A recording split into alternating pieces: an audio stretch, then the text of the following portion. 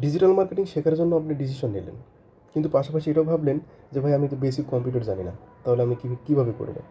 ভাই আপনি কম্পিউটার শব্দ একবার বলছেন না, শিখবেন, এটাই যথেষ্ট। আপনি যে গুগলে গিয়ে সার্চ করলেন যে del laptop price in Bangladesh, that's it. আপনি অনেক কিছু জানেন, এটা হলে যথেষ্ট।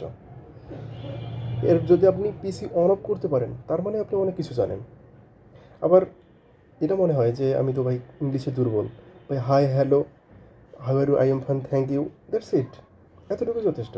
এইটার শুধু কনসিস্টেন্সি, লার্নিংয়ের একটা মাইন্ডসেট নিয়ে কনসিস্টেন্সি ধরে রাখতে হবে, দ্যাটস ইট। আপনি পারবেন। মানুষ কখনো পারফেক্ট হয় না।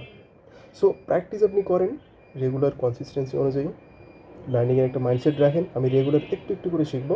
দেন একদিন দেখবেন 1 মাস, 3 মাস, 6 মাস পর আপনি প্রো লেভেল হয়ে গেছেন। সো ওভার থিঙ্কিংটা বাদ দেন, টোটালি বাদ দেন। যে আজকে থেকে আপনি অ্যাকশন নেওয়া শুরু করেন।